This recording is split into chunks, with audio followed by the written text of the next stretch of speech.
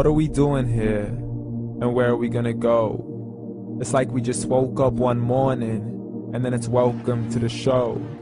Don't ask any questions, just go with the flow. Make as much money as you can and try your best not to get broke.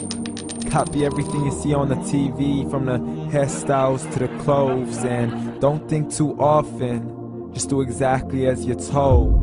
And if you ever get confused, then just turn towards the alcohol. You'll still hear your thoughts, then just turn up the radio as you learn to live a lifestyle of drugs, sex, and rock and roll. But in all honesty, I just need to know, is there more to the cycle than growing and getting old? Living and dying just to leave behind a happy home and a whole lot of property that somebody else is going to own.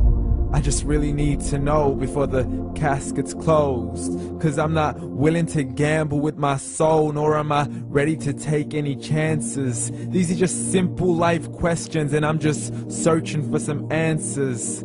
Like, what are we doing here? And what is our purpose? How did we get here, and who made us so perfect? And what happens once we go, or is this world all really worth it?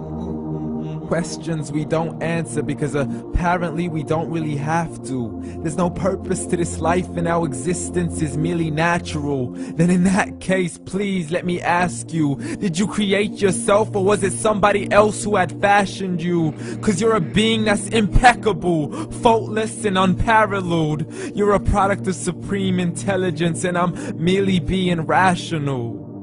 For there isn't a camera on this earth that can come close to the human eye, nor a computer that can compete alongside the human mind. And if the whole world was to come together, we wouldn't be able to create a single fly. So many signs, yet we still deny.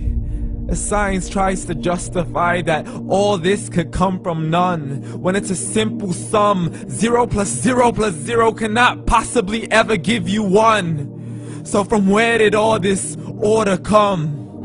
For everything has its origins, a maker, a creator of its own. I mean, the only reason you're watching this video is because somebody had to press upload. So we can believe in the Big Bang, but I'd rather believe in He who caused it to explode. Allah, the creator of everything along with every single soul.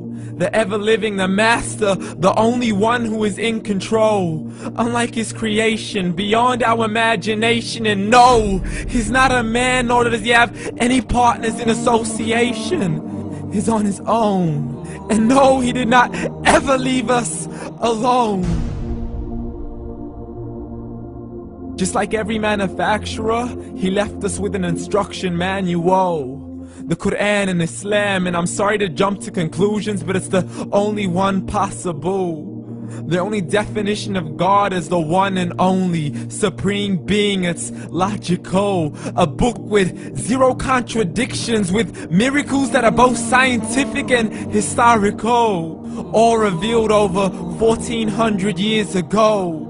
Like the detailed description of the human embryo. The descriptions of the human embryo in the Quran cannot be based on scientific knowledge in the 7th century. To the mountains as pegs holding firm the earth below, and the 2 seas that don't mix in a complete separate flow. To the planets in orbit, alternating night and day as they stay in flow. The expansion of the universe and the creation of everything from H2O.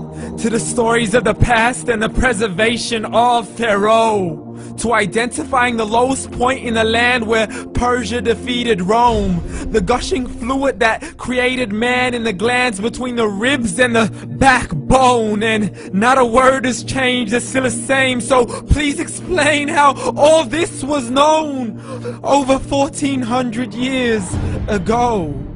To a man who couldn't read or write, as he would recite whatever the angels spoke.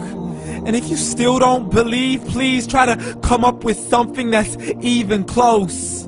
But you can't, so we took God as a mockery and his messengers as a joke. Muhammad could not read or write. How's somebody who can't read or write gonna start a religion? Dismiss the scriptures as legends and tales of the ancient folk, as we live life according to our whims, desires, and hopes. saying this life is the only home we will ever know. We will live then die, then simply turn to bones. YOLO!